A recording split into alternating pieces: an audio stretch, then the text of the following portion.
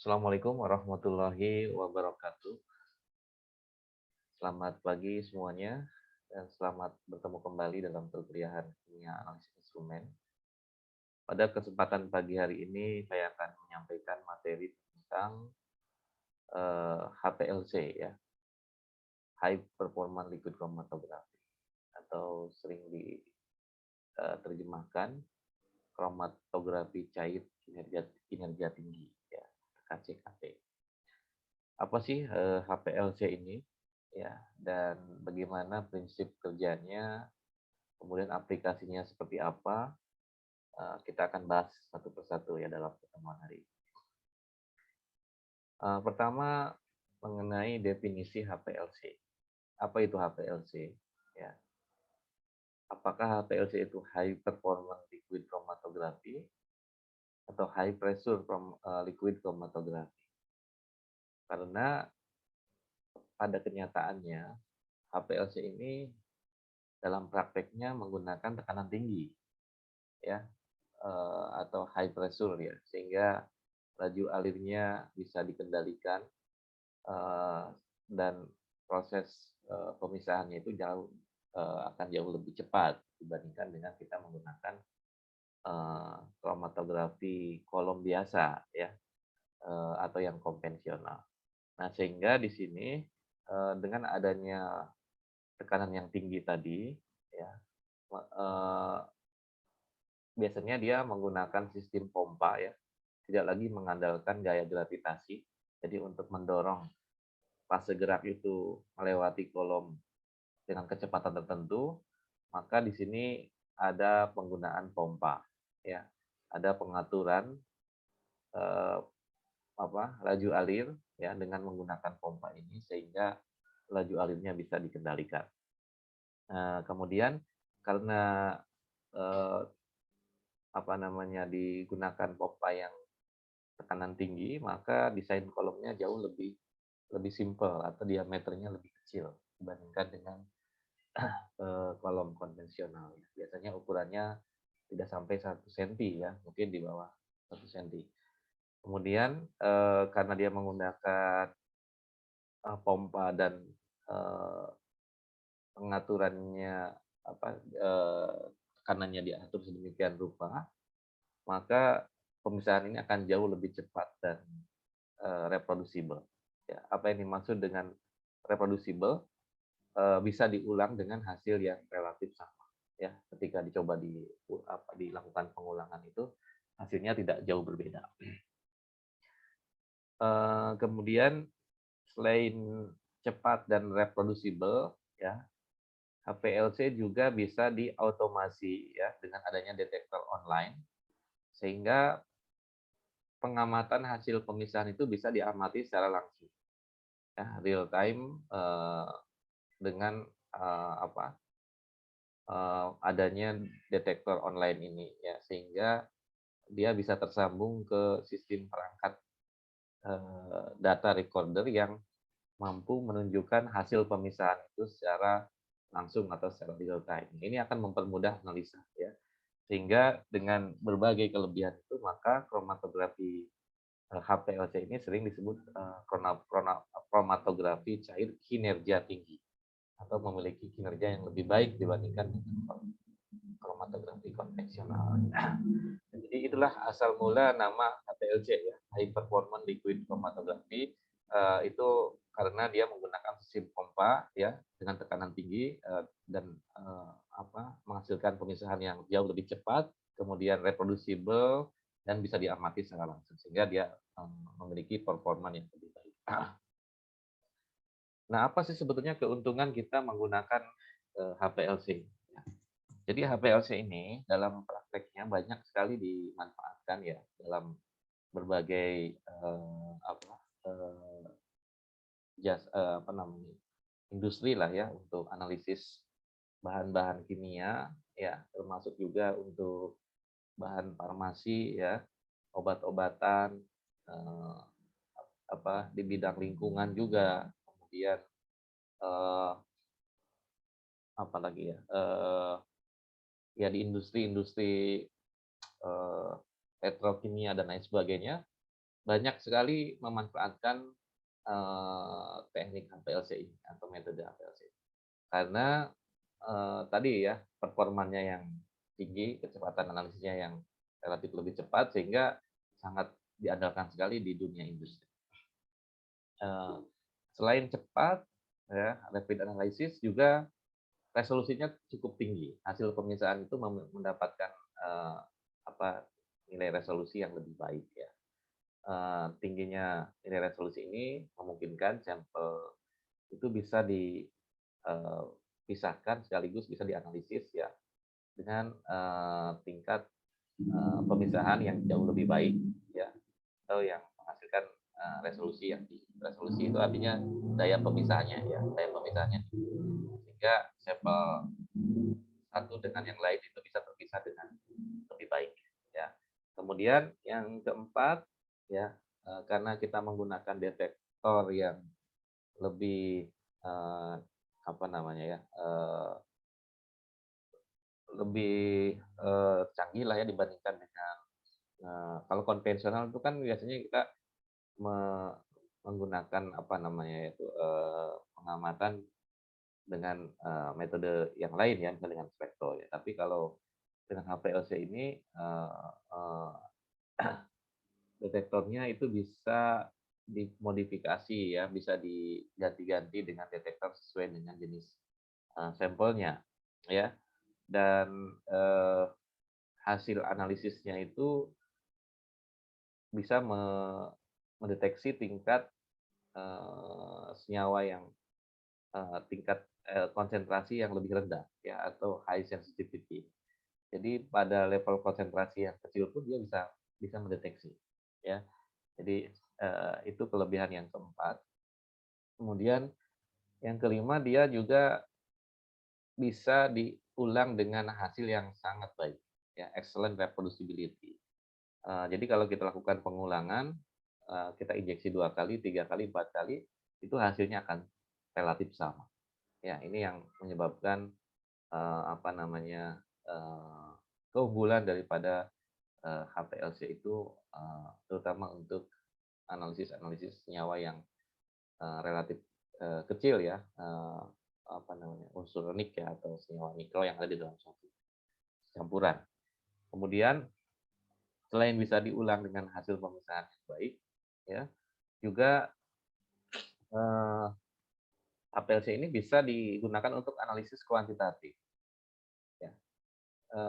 Maksudnya di sini selain dia bisa memisahkan, bisa juga kita gunakan untuk menghitung kadar konsentrasi suatu zat atau senyawa yang ada di dalam matriks sampel. Ya, jadi bisa digunakan juga untuk analisis kuantitatif atau untuk penetapan kadar. Ya, dan itu sangat penting ya, terutama dalam analisis yang berkaitan dengan apa ya namanya itu zat-zat aktif ya yang ada di dalam suatu misalnya bahan obat gitu ya kan kita ingin menghitung ya jumlahnya berapa gitu ya konsentrasinya berapa atau komposisinya berapa besar gitu. Nah itu bisa dikuantitatifkan ya. Dan yang terakhir HPLC ini karena dia bisa diatur dengan menggunakan apa namanya sistem tadi pompa yang bertekanan tinggi dan bisa dioperasikan secara otomatis ya sehingga kita bisa lakukan analisis ini dalam waktu yang bersamaan misalnya ya kita punya 100 sampel kita tinggal men-set aja di software-nya ya. Misalnya kita mau yang nanti akan menginjeksi sampel itu secara otomatis konvensional ya. Tapi kebanyakan sekarang udah sistemnya menggunakan sistem robotik ya. Jadi dia bisa menginjeksi ya.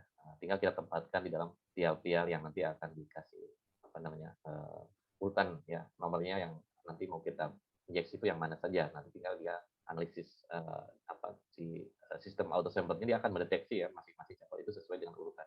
Nah, ini yang dimaksud dengan easily automated ya. Jadi dia bisa diotomasi dengan cara yang mudah. Ya, itulah beberapa keuntungan yang bisa dilakukan diperoleh dari aplikasi HPLC.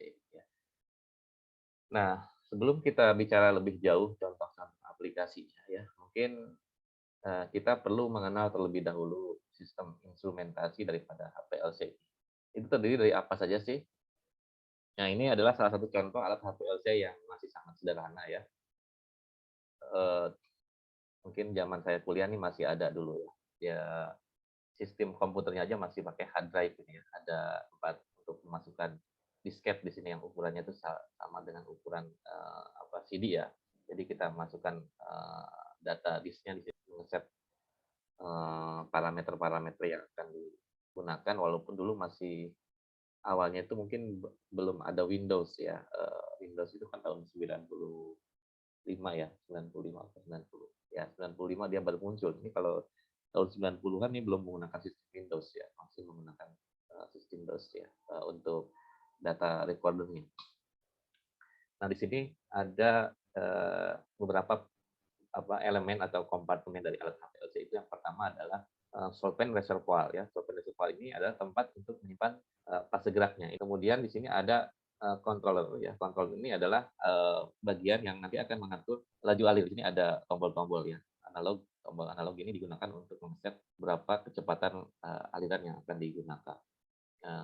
Kemudian ada vacuum degasser ya. Vacuum degasser ini yang ada di atas ini. Fungsinya untuk apa? Untuk mengkondisikan supaya laju alir fase gerak yang masuk ke dalam kolom ini ya, dia tidak mengandung molekul udara yang bisa menyebabkan terhambatnya aliran dari fase gerak ya. Jadi molekul-molekul udara itu diserap oleh vacuum degasser. Jadi untuk menghilangkan gas-gas yang ada di dalam pelarut maupun di dalam sampel ya, itu menggunakan vacuum degasser. Jadi dia ditarik ya si tekanan yang ada di dalam aliran fase gerak ini, sehingga tekanan itu dibuat vakum ya, makanya namanya.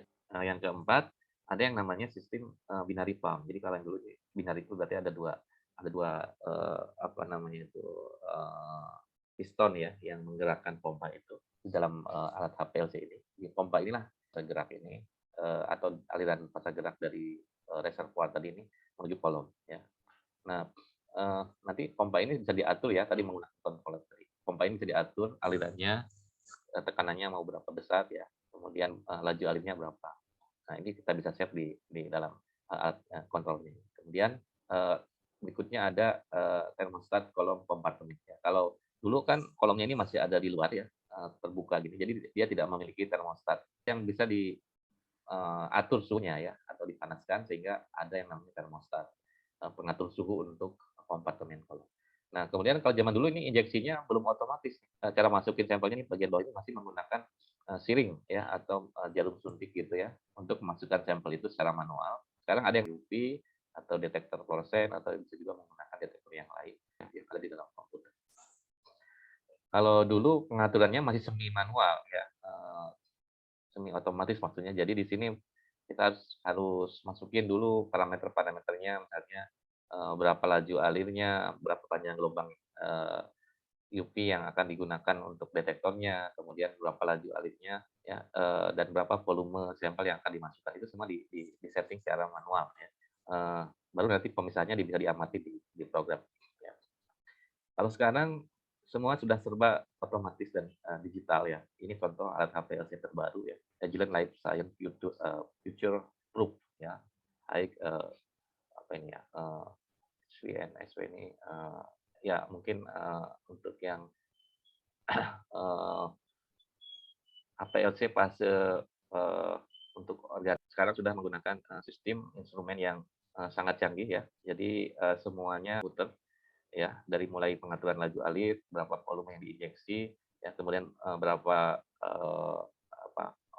panjang gelombang yang akan digunakan ya dalam detektor ini, semua bisa di-set dari komputer ini ya. Sehingga jauh lebih mudah ya, sekarang sudah digitalisasi ya, semuanya bisa diatur melalui komputer ini. Bahkan hasil analisisnya bisa langsung dibagikan ya. Nah, sebelum kita bicara tentang aplikasinya ya, tadi sudah kita jelaskan sistem instrumentasinya. Kemudian yang kedua, prinsip kerjanya. Bagaimana prinsip dari HPLC ini ya, prinsip kerja dari alat HPLC ini. Bagaimana alat HPLC ini dapat bekerja dengan sistem yang tadi sudah saya jelaskan ya. adanya pompa dan sebagainya. Jadi HPLC itu kan prinsipnya dia adalah proses kromatografi cair ya, yang menggunakan sistem kolom, di mana sampel itu nanti akan diinjeksikan masuk ke dalam kolom untuk terjadinya pemisahan ya, selama proses tersebut terjadi di dalam kolom, maka akan terdapat perbedaan kecepatan migrasi dari masing-masing komponen akibat dari perbedaan sifat alamiah dari masing-masing sampel dan kolomnya ya. Jadi misalnya polaritasnya berbeda atau ionisasinya berbeda, ukuran molekulnya berbeda. Ini yang nanti akan menyebabkan terjadinya pemisahan. Nah, terjadinya pemisahan dalam proses HPLC ini ya, bedanya dengan kromatografi kolom konvensional di sini adalah adanya pompa tadi ya. Ya, untuk masuk ke dalam kolom. Jadi dia nanti diatur demikian rupa dengan menggunakan solvent proportioning valve ya, dan flow valve ini. Pengaturan laju alirnya akan diatur sedemikian rupa sampai mencapai kondisi yang diinginkan ya. Misalnya kita pengen laju alirnya 1 ml per menit, maka diatur di sini ya oleh flow control. Nah, kemudian nanti sampel akan masuk melalui injektor di sini ya. Bisa auto sampler, bisa juga manual. Dan nanti sampel akan didorong masuk ke dalam kolom oleh aliran fase gerak. Nah, sebelum biasanya dilakukan injeksi sampel, kolom itu dibersihkan terlebih dahulu dengan menggunakan line washing gitu ya, atau pencuci, larutan pencucinya ya, dibilas, bisa menggunakan pelarut metanol atau mungkin air atau juga mungkin pelarut-pelarut yang lain ya, bisa aja. Kemudian nanti disebut preconditioning untuk melakukan pemisahan. Jadi sebelum dilakukan pemisahan itu, kolomnya harus disiapkan terlebih dahulu dengan cara mengalirkan aliran fase gerak ini sampai mencapai kondisi yang stabil. Artinya laju alirnya sudah stabil lah gitu ya, tidak naik turun tekanannya dan seterusnya. Nah, kalau sudah preconditioning baru ini nanti dia bawa masuk oleh aliran fase gerak, dibawa masuk oleh aliran fase gerak dari eluennya ini ke kolom ya. Di dalam kolom akan terjadi pemisahan. Nah, senyawa yang tidak terikat dengan fase diam, dia akan keluar lebih dulu kan, menuju detektor. Dari detektor ini nanti akan terbaca sebagai kromatogram. Ya, pada saat kita deteksi dengan software data recordernya, maka akan muncul puncak-puncak kromatogram sebagai hasil dari pemisahan yang terdeteksi dalam detektor. Nanti setelah melewati detektor, ya sampel bisa dimasukkan ke detektor yang berikutnya ya, untuk misalnya kalau kita menggunakan LC-MS nanti dibaca ya spektrum masanya, atau menggunakan NMR dibaca nanti spektrum NMR-nya dan seterusnya ya. Jadi kalau untuk identifikasi senyawa biasanya kita menggunakan sistem dua detektor ya. Tapi kalau untuk analisis langsung aja senyawanya berapa besar konsentrasinya, dan kita bandingkan dengan larutan standarnya atau referensi. Sampel akan ditampung ya, bisa menggunakan plastin kolektor atau juga bisa dibuang ya. Kalau sudah selesai, kan kalau sudah dianalisis, kadang-kadang kalau di HPLC itu ada proses preparasi untuk pemisahan ya, dalam jumlah yang lebih besar, maka hasil pemisahan itu tidak dibuang tapi ditampung dalam plastin kolektor untuk nanti dibaca lagi atau diidentifikasi cukup dan sudah diperoleh data, maka ini hasil dari detektor itu bisa dimasukkan ke waste ya, atau ke tempat pembuangan. Nah, ini contoh tadi kalau misalnya kita mau menampung hasil pemisahan dengan HPLC, kalau melalui bantuan pompa, kemudian ada tempat injeksi sampel, lalu masuk ke kolom, di kolom terjadi pemisahan, nanti hasil pemisahannya dideteksi oleh detektor. Dan setelah melewati detektor baru kolektor. Kalau ini mau kita pakai lebih lanjut ya, tapi tadi kalau nggak dipakai kan dibuang. Nah, dari detektor ini nanti pertanyaannya sudah baik atau belum gitu ya. Dan untuk analisis kuantitatif biasanya pola-pola pemisahannya itu nanti dibaca sebagai nilai konsentrasi dari masing-masing sampelnya ya. Jadi itulah prinsip dari sistem instrumentasi HPLC ya. Yang jelas di situ Anda harus pahami ya, dalam HPLC itu ada beberapa bagian ya, komponen ya, dari mulai fase gerak ya, tempat menyimpan, kemudian detektor, recorder, dan kolektor ya, atau data record data recorder ya. Oke, jadi itulah gambaran tentang sistem instrumentasi dari HPLC.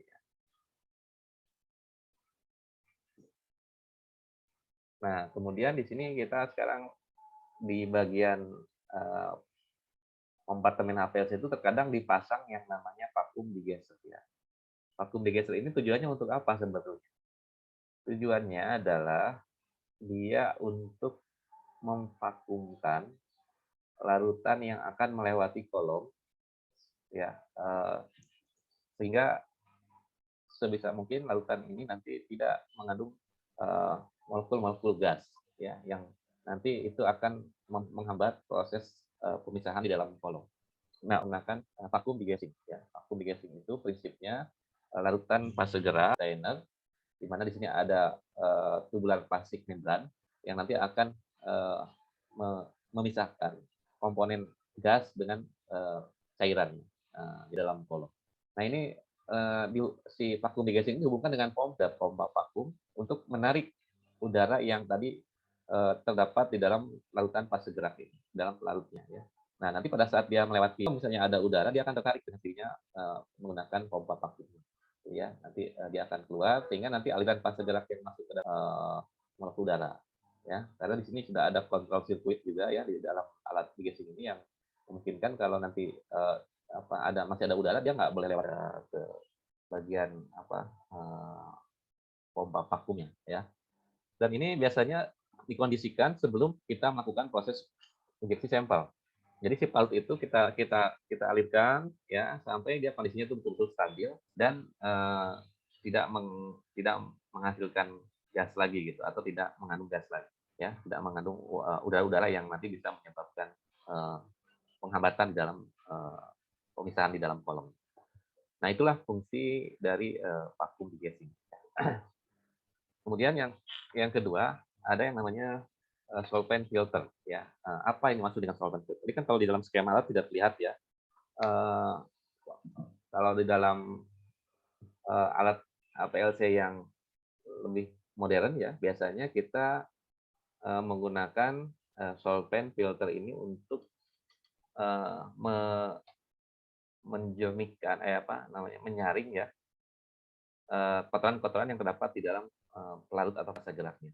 Jadi di sini sudah dilengkapi dengan solvent inlet filter ya sebelum masuk ke dalam selang ini. Nah, di solvent inlet filter ini terdiri dari semacam filter yang terbuat dari stainless steel ya, dari besi baja gitu ya, dengan ukuran polis sekitar 10 mikron ya. 10 mikron itu dari 0,01 mili ya diameternya. Nah, diameter 0,01 mili ini akan memisahkan partikulat-partikulat dari pelarutnya. Jadi tujuan daripada solvent inlet filter ini untuk menyaring pelarut yang kemungkinan masih ada partikulat dengan ukuran di atas 10 mikron. Kalau misalnya ada butiran pasir atau zat-zat pengotor yang tidak terlihat gitu ya, dengan adanya solvent inlet filter ini dia akan tertahan sehingga dia tidak akan masuk ke dalam kolom. Tujuannya untuk apa ini? Tujuannya untuk mengkondisikan kolom itu supaya tidak cepat jenuh dan tidak rusak gitu ya oleh adanya zat pengotor. Kemudian, nah setelah kita menggunakan solvent filter, juga di sini ada yang namanya pre-column filter.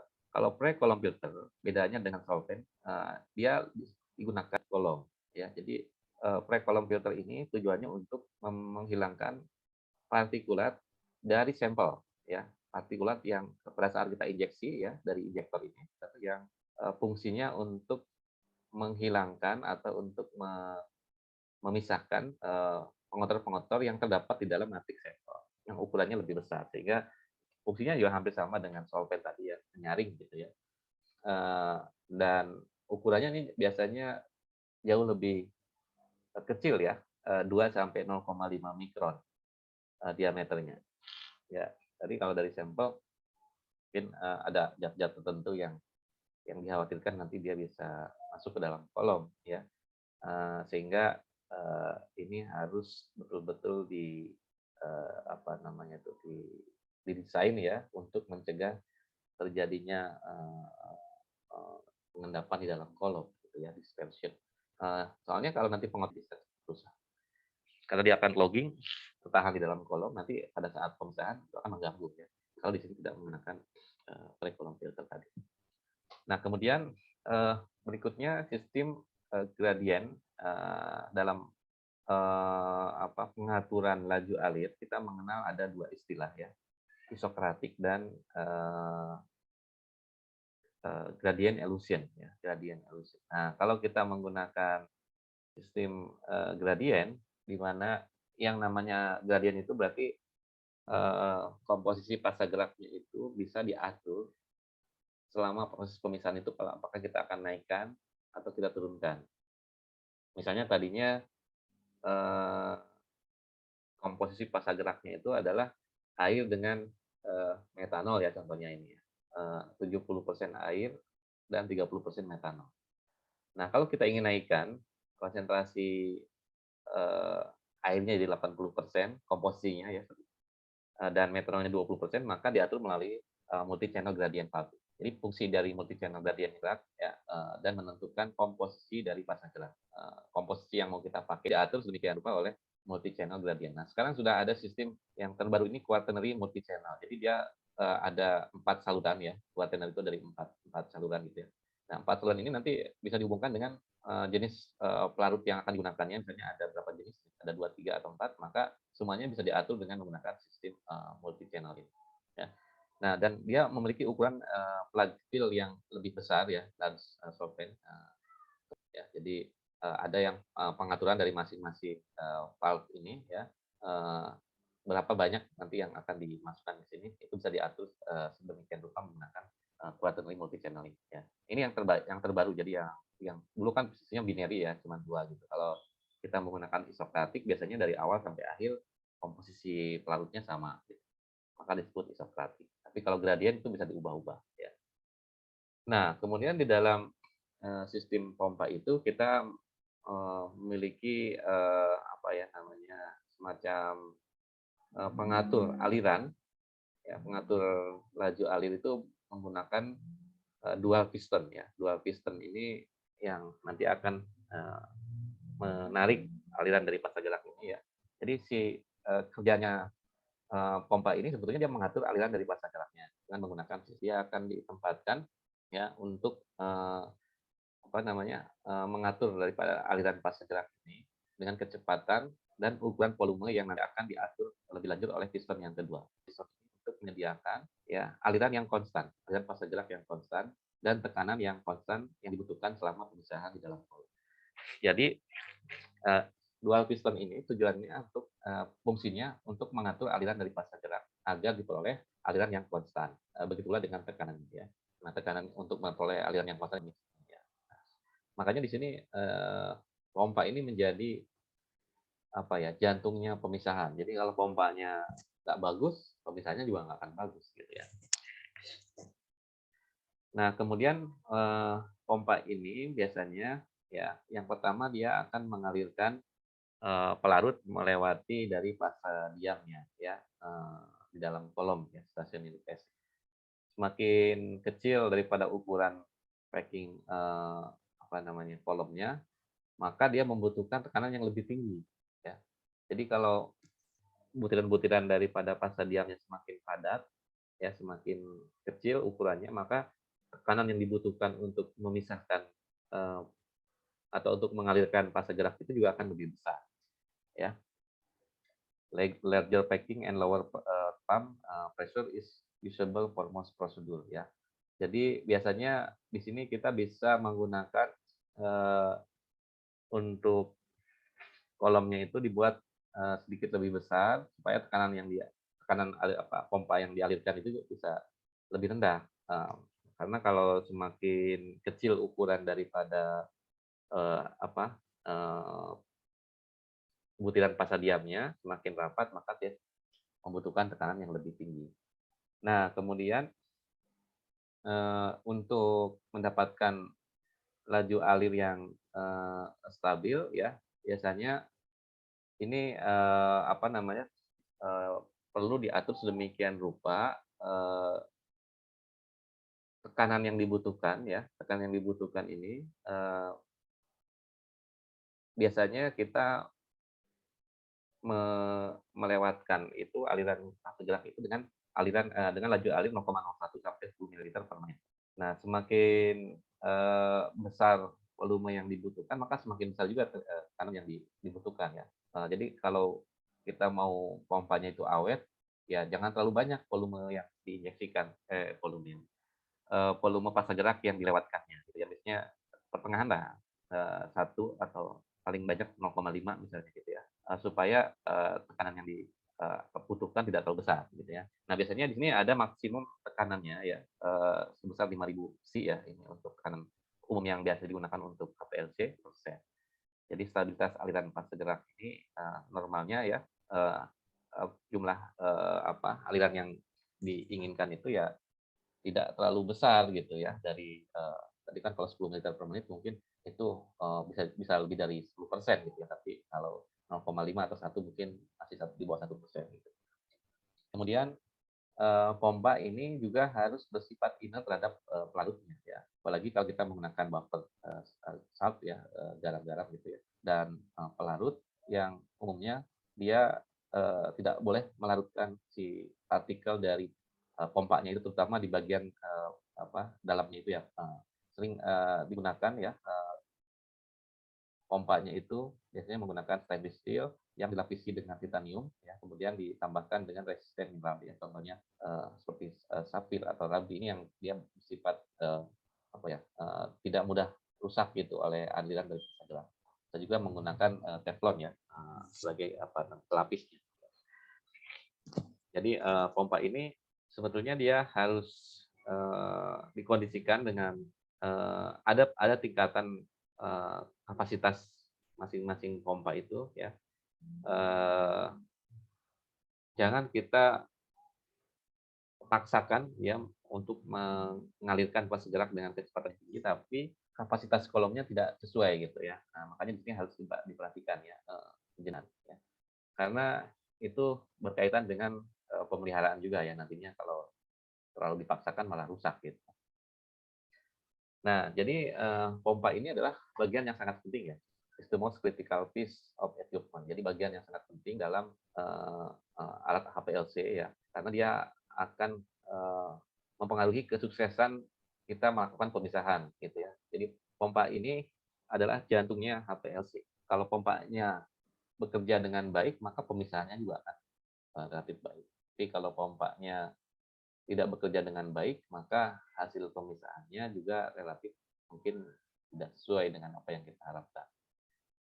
Nah, untuk menjaga performa dari, pompa HPLC ini ya, ada beberapa parameter yang bisa kita jadikan sebagai, unjuk kerja daripada pompa itu.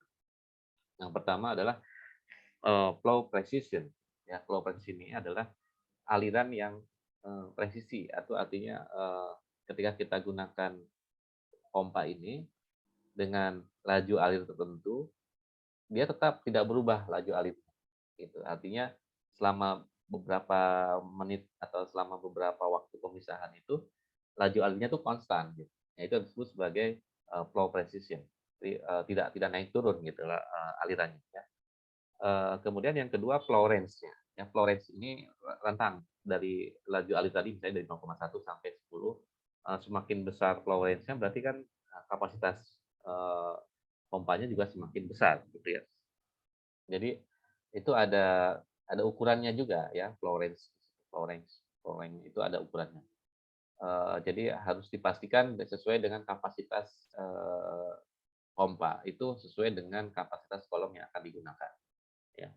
Eee, yang ketiga delay volume ya, delay volume ini artinya pada saat kita injek ini ya, akan menghasilkan, volume yang, misalnya per 1 menit itu dia menghasilkan, berapa mili gitu ya, kan kalau kita set, eee, 0,1 mili per menit misalnya, ternyata, eee, atau misalnya jangan 0,1 ya, 10 mili per menit misalnya, ternyata yang dihasilkan hanya, 8 mili per menit. Nah, berarti kan ada delay volume di situ ya, mungkin ya terjadi volume yang delay tadi ya, atau tidak mencapai apa yang diinginkan.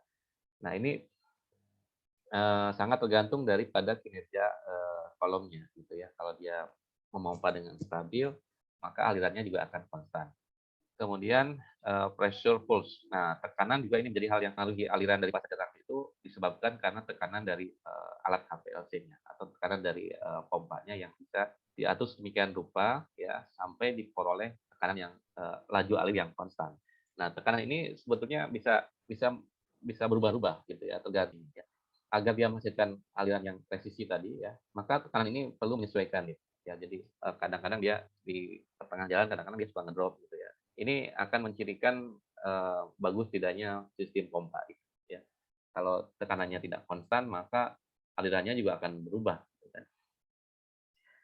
Nah, ya mungkin lama-kelamaan pompa itu kalau dipakai terus-menerus juga dia akan dan itu yang harus dimonitor ya. Mungkin bisa saja harus diperbaiki atau diganti ya. Kemudian yang terakhir composition precision, presisi dari komposisinya. Kalau kita menggunakan sistem quaternary kan itu tadi ada beberapa multi channel ya, aliran yang berkaitan dengan masing-masing pelarutnya. Jadi kalau kita mau pakai misalnya 30% metan, boleh berubah-ubah ya. Perubahan komposisi itu nanti sangat berpengaruh terhadap pemisahan.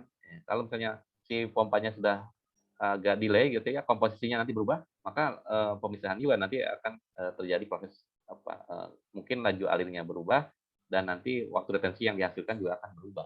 Nah, ini kan bisa mempengaruhi dari parameter pemisahan. Jadi sekali lagi ya, pompa HPLC ini sangat berkaitan dengan presisi dari aliran yang ingin kita gunakan. Juga range-nya ya, harus dijaga komposisi pasar geraknya itu selalu tetap gitu ya. Nah, kinerja ini akan mempengaruhi keempat kelima parameter ya. Jadi itu yang harus diperhatikan ketika Anda nanti menggunakan alat HPLC. Oke, sampai sini ada yang mau ditanyakan?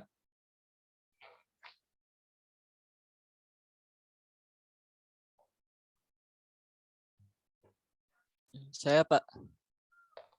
Siapa ini? Eh, Ahmad Jauhari. Iya Pak. Ya, silakan. Tadi kan disebutkan bahwa di HPLC ini banyak filternya ya Pak, termasuk Ya. untuk solventnya sendiri itu udah ada filternya. Nah, apakah ini berarti kita boleh melakukan apakah ini berarti pembolehan untuk kita melakukan pemisahan dengan analisis dengan pelarut atau reagen untuk eluent yang sebagainya itu dengan pelarut yang tidak proanalis gitu Pak. Seperti itu Pak. Iya. Jadi sebetulnya ada beberapa cara yang bisa kita lakukan ya untuk mendapatkan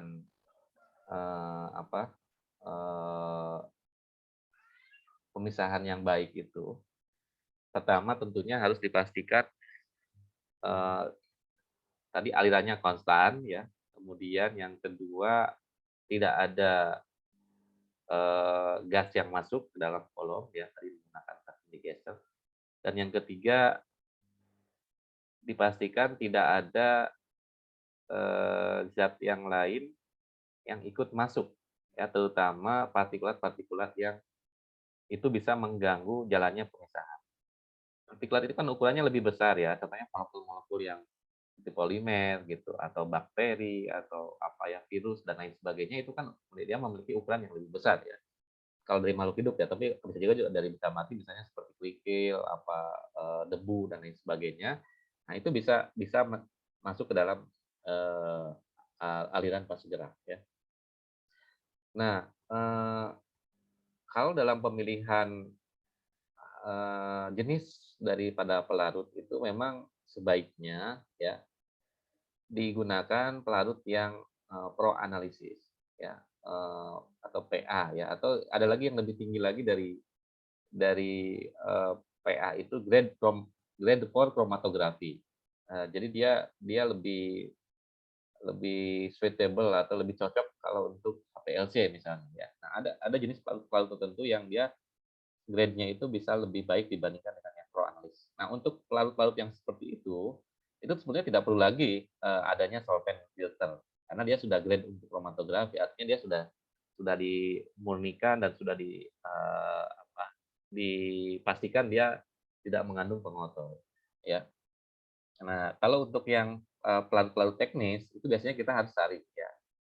Harus kita saring dan kadang-kadang pelarut yang teknis itu yang kita khawatirkan itu bukan hanya pengotor yang ukurannya besar ya, tapi juga pengotor zat lain yang sebetulnya dia memiliki ukuran sama dengan pelarutnya.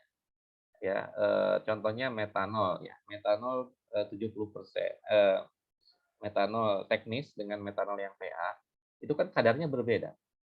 dia di situ ada senyawa lain yang mungkin kalau yang teknis itu bisa jadi ya wujudnya sama-sama cair gitu. Ketika saring pun dia tidak lolos lolos saringan ya karena dia sama-sama cair tadi.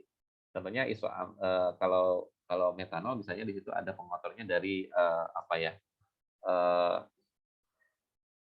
bisa jadi dari logam mungkin atau dari pelarut organik yang lain seperti isoamil alkohol misalnya ya, atau propanol ya, karena dia tidak murni prosesnya. Nah, itu bisa nanti mempengaruhi terhadap pemisahan juga. Jadi memang baiknya kalau kita menggunakan pelarut itu, kita pakai yang lebih murni, yang pro analisis gitu ya, jangan pakai yang teknis. Walaupun dia sudah disaring, belum tentu senyawanya murni kalau yang teknis. Tapi kalau yang pro analisis biasanya jauh lebih lebih ini ya. Jadi solvent inlet ini sebetulnya hanya untuk menjaga dari pelarut-pelarut yang mungkin di situ ada pengotor yang bentuknya partikulat atau senyawa-senyawa besar tadi contohnya seperti polimer atau mungkin bakteri dan lain sebagainya ya. Jadi kalau untuk pemilihan fase geraknya ya tetap harus yang pro analisis ya karena kemurniannya harus yang lebih tinggi. Begitu. Baik, Pak. Terima kasih. Ya. Kemudian kita lanjutkan lagi ya. Kita masuk ke kompartemen berikutnya yaitu sampel injektor. Tempat masuknya sampel ya. Tempat masuknya sampel ini biasanya ada dua jenis ya. Ada yang sifatnya otomatis, ada yang masih manual. Ya, atau disebut automatic injector or manual injector ya. Nah, sebetulnya apa yang diharapkan daripada penggunaan injektor ini ya, bagaimana kita bisa memasukkan volume sampel ke dalam aliran fase gerak itu secara reproducible. Intinya ya mau manual ataupun mau otomatis, ya sebisa mungkin pada saat kita pakai injektor itu harus bersifat reproducible. Artinya apa? Ketika kita injeksi, kita ulang lagi harus menghasilkan volume yang sama. Memang ya kelemahannya manual injektor itu kadang-kadang kalau kitanya lagi teliti, injeksinya mungkin semua sampel masuk. Tapi kalau kitanya kurang teliti, kadang-kadang masih ada sisa sampel yang mungkin terdapat di siringnya itu ya. Atau pada saat kita injeksi, waktu injeksi sama ininya berbeda ya. Kan kalau pakai manual itu injek lalu baru kita buka itunya ya, injektornya. Nah, itu ada jeda berapa detik misalnya ya. Yang pertama dengan yang kedua itu bisa jadi nanti waktu retensinya akan berubah kalau pada saat kita buka valve-nya itu tidak tidak tidak sama gitu ya. Nah, ini tentunya menjadi kelemahan ya untuk reprodusibilitas. Makanya sekarang yang manual injektor itu sudah semakin ditinggalkan karena tadi reprodusibilitasnya itu tidak terlalu baik atau tidak terjaga. Nah, ini biasanya kalau kita menggunakan manual ya, jadi di sini ada yang namanya eh, front front view itu ya untuk tempat menginjeksikan ini ya. Jadi di bagian depannya ini si injektornya tuh ada bagian untuk loading sampel, kemudian apa ini loading inject. Jadi pada saat kita mau inject kita apa arahkan dulu ke bagian injektor. Jadi kita masukkan. Nah, setelah kita masukkan sampel, baru kita loading ya. Baru kita masukkan ke dalam kolom.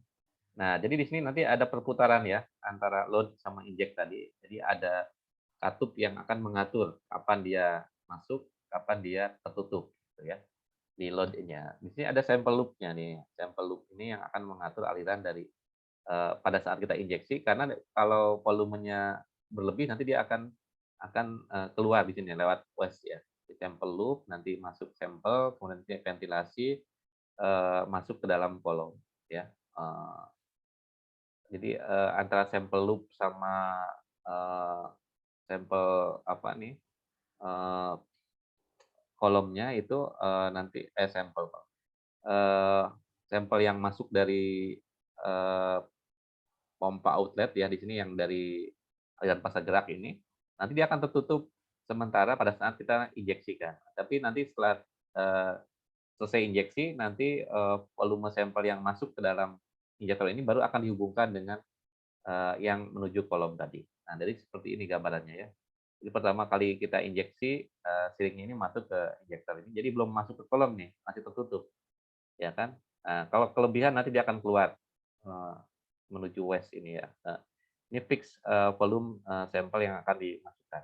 Kemudian di sini ada aliran dari pasar geraknya, solvent in ya. Ini belum nyambung ke sampel pada saat kita injeksi, tapi pada saat kita selesai injeksi, nanti ini kita putar ya. Tadi kan dari injeksi ke loading itu kita pindahkan ya ininya. Sehingga nanti dari si sampel ini akan terhubung ke sini ya. Nah, karena sudah terhubung ya, nanti solvent in ini akan mendorong masuk ya sampel tadi, mendorong masuk ke eh, masuk ke kolom gitu ya. Jadi di sini ada katup yang mengatur proses injeksi dan masuknya masuknya sampel itu ke dalam kolom ya. Ini kalau kita menggunakan yang manual. Tapi kalau yang otomatis, proses pengaturan ini sudah diatur sedemikian rupa, pada saat injeksi kemudian langsung putar itu dia secara otomatis ya. Maka disebut auto sampler tadi. Ya, nah ini contohnya yang automatic injection. Jadi pada saat injeksi dia masuk dulu sampelnya, setelah itu baru nanti dia terbuka, baru terhubung ke dalam kolom ya. Jadi tahapan pertama dia ambil dulu sampel, ini diatur dulu ya pengaturan si injektornya, kemudian nanti sampel masuk, lalu diinjeksikan, setelah itu baru dihubungkan dengan kolom. Nah ini semua diatur secara otomatis ya, kalau kita menggunakan yang automatic injector. Kemudian bagian yang tidak kalah pentingnya dalam perangkat HPLC itu adalah kolom ya. Jadi kolom ini biasanya kalau menggunakan kolom konvensional itu kan dari gelas ya, dari kaca. Tapi kalau kita menggunakan kolom HPLC tidak menggunakan kaca lagi, matrik penyangganya itu dia menggunakan stainless steel. Kenapa? Karena tekanannya sangat tinggi. Nggak mungkin kalau pakai kaca didorong dengan tekanan tinggi dia akan pecah, ya. Apalagi kalau ukuran massa diamnya sangat kecil, gitu ya. Biasanya panjang kolom itu diatur juga ya, ada yang bukan diatur ya, beda-beda ukurannya gitu. Dari mulai 10 cm sampai 25 cm yang paling panjang ya. Tapi yang sering digunakan ya biasanya 15 cm sampai 20. Karena semakin panjang kolom kan berarti nilai apa namanya itu HTEP-nya ya, high equivalent theoretical plate-nya, HETP-nya itu akan semakin kecil gitu ya, semakin besar ya kalau panjang kolom semakin, tapi nanti nilai N-nya itu akan semakin besar juga. Sehingga yang terpenting adalah bagaimana mendapatkan pemisahan dengan tingkat resolusi yang tinggi. Jadi di situ yang perlu diatur adalah selain daripada panjang kolom ya, bisa juga dilihat dari nilai plat teoritisnya ya. Jadi plat teoritis itu berkaitan dengan resolusi pemisahan. Nah, ini biasanya kita gunakan ukuran kolom yang panjangnya antara 10 sampai 25 cm dengan diameter inlet ya dengan diameter bagian dalamnya gitu ya. Inter diameternya 4,6 mm. Kita kurang lebih setengah senti lah ya, paling besar ya. Kemudian panjang kolom untuk pemisahan yang optimum itu biasanya berkaitan dengan tadi ya theoretical plate. Kemarin sudah dijelaskan ya apa yang dimaksud dengan plat teoritis yang dibutuhkan untuk mendapatkan hasil pemisahan yang baik.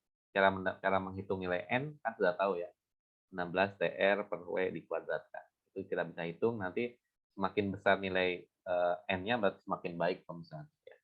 Dan ini sangat berkaitan dengan ukuran atau panjang kolomnya juga ya. Nah, kemudian panjang isi dari kolom itu biasanya diisi dengan pasadiam ya. Material dari pasadiamnya ada yang bentuknya silika gel gitu ya. Ini untuk kolom yang bentuknya polar ya, atau yang tooth normal face. biasanya berisi eh, polimer yang mengandung atom silikon tetrahedral yang berikatan dengan oksigen, ya, SiO, ya. Kemudian di ujungnya itu ada gugus silanol, ya. Silanolnya ini yang nanti akan ada di permukaan sehingga dia bersifat polar, ya, spherical mole expansive material. Ukuran partikel dan bentuknya, kemudian luas area permukaannya, dan pori yang terbentuk, ya, ukuran porinya itu akan menghasilkan mempengaruhi proses pemisahan yang baik, ya. Jadi selain daripada ukuran partikel, bentuk dan luas permukaan daripada fase diam ini akan sangat mempengaruhi terhadap proses pemisahan. Jadi spesifikasi daripada silikanya biasanya ada ukurannya berapa, kemudian surface areanya seperti apa, dan selain itu juga pH dan gugus aktif, ya, silanolnya. Ya, pH dari gugus aktif ini juga sangat berpengaruh terhadap proses pemisahan. Nah, tadi ada yang namanya guard column, ya. Guard column juga ini fungsinya sama seperti filter juga, ya, antara itu separating, jadi dia bagian tahapan sebelum pemisahan. Filter ini fungsinya untuk memisahkan komponen-komponen, ya, seperti partikulat, ion, ya, kemudian apalagi nih, komponen-komponen yang menyebabkan, ya, munculnya puncak puncak pengganggu lah, atau ya action, atau untuk analisis kuantitatif. Jadi guard column ini lebih banyak digunakan untuk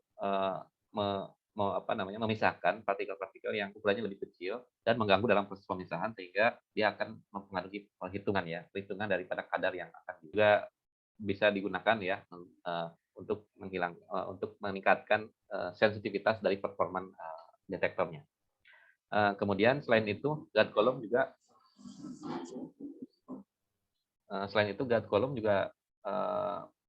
bisa meningkatkan umur daripada kolomnya, terutama untuk yang analytical column. Analytical column ini menjaga performa kolomnya, juga bisa meningkatkan lifetime-nya, gitu, ya.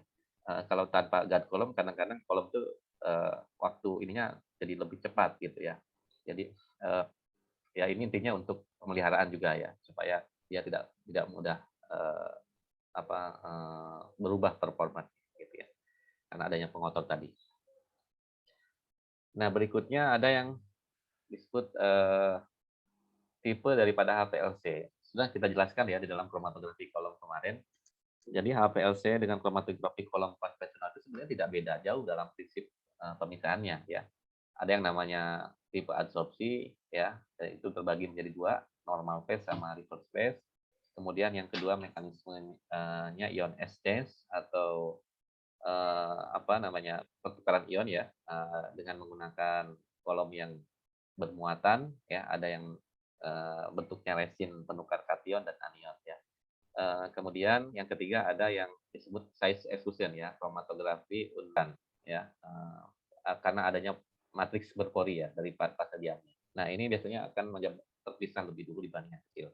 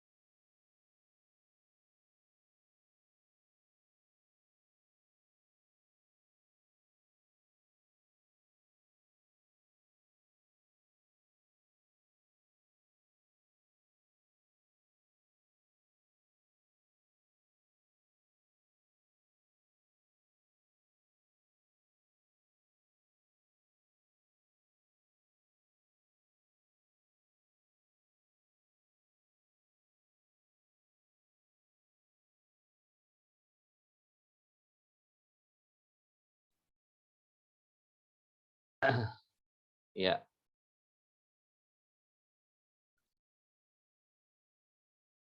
oke kita lanjutkan lagi ya. Tadi ada tamu sebentar, mohon maaf. Jadi, sedikit lagi ya, di sini kalau kita menggunakan kolom yang reverse phase ya, biasanya kita menggunakan fase diamnya itu adalah senyawa hidrokarbon nonpolar ya, atau, eee, waxy liquid ya, atau lapisan lilin gitu yang bentuknya cair yang, terikat dengan senyawa hidrokarbon, contohnya C18, C8 dan seterusnya. Sedangkan fase geraknya adalah senyawa polar ya, polar solvent atau campuran dari, senyawa-senyawa polar seperti metanol air atau aseton etil dengan air, ya. Ini biasanya digunakan untuk memisahkan senyawa polar ya, di mana nanti senyawa yang lebih polar dia akan keluar lebih dulu ya, sedangkan yang kurang polar dia akan lama, tertahan di dalam kolom ya, sehingga nanti dia, akan keluar belakangan. Kemudian, untuk senyawa-senyawa polar yang ya, mengandung impurity atau zat pengotor yang sama-sama polar ini kurang sensitif ya. Jadi, karena nanti dia akan terpisah, tidak menghasilkan pola pemisahan yang baik ya, kalau senyawa pengotornya sama-sama polar ya. Sehingga perlu diatur ya dalam pengaturan, fase geraknya nanti untuk memisahkan impurity-nya itu, komposisinya mungkin dirubah ya atau diatur pH-nya dan sebagainya. Ya, dan untuk, penggunaan kolom reverse phase ini ya, sebisa mungkin ya, jangan kita gunakan untuk mengukur sampel yang pH-nya di atas 7,5 ya, karena nanti akan terjadi hidrolisis dari siloksannya. Si kolomnya nanti akan ikut terhidrolisis kalau dia menggunakan pH yang lebih basa gitu ya, OH-nya nanti akan, H-nya akan terlepas nanti gitu ya. Kemudian, ini contoh, efek pemisahan dari kolom dengan ukuran yang berbeda ya, dengan, jenis pasedium yang berbeda. Tadi ada metil, oktil, dan oktadesil, C1 ya, C8, dan C18. Nah, kalau pakai yang C1 ini ya, ukurannya pemisahnya nggak terlalu bagus. Tapi kalau kita ini untuk senyawa-senyawa yang, relatif agak polar ya, urasil, penol, asetopenol misalnya ya, nitrobenzen, toluen.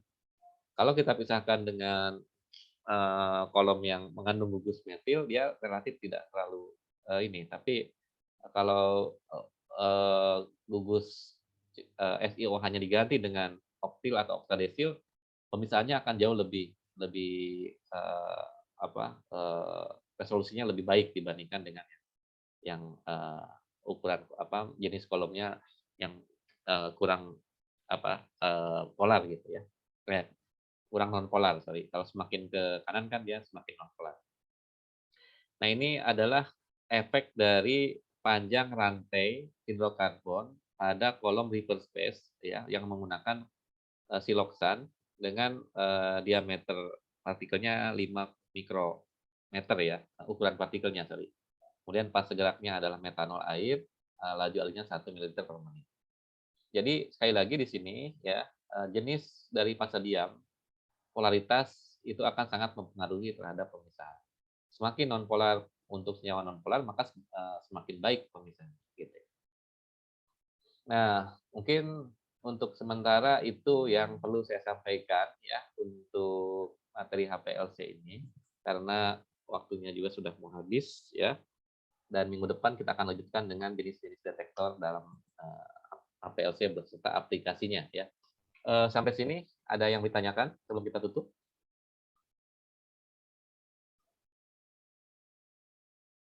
Bagaimana? Tidak ada, Pak.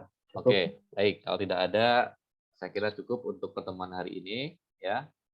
Minggu depan kita akan lanjutkan ke pembahasan mengenai eh, detektor dari HPLC ya. Eh, jangan lupa seperti biasa Anda buat resume sebagai bukti kehadiran Anda hari ini ya. Berikut screenshot dari pertemuan kita. Terima kasih. Assalamualaikum warahmatullahi wabarakatuh. Waalaikumsalam warahmatullahi wabarakatuh. Waalaikumsalam warahmatullahi Terima kasih, wabarakatuh. Pak. Terima kasih, Pak. Ya.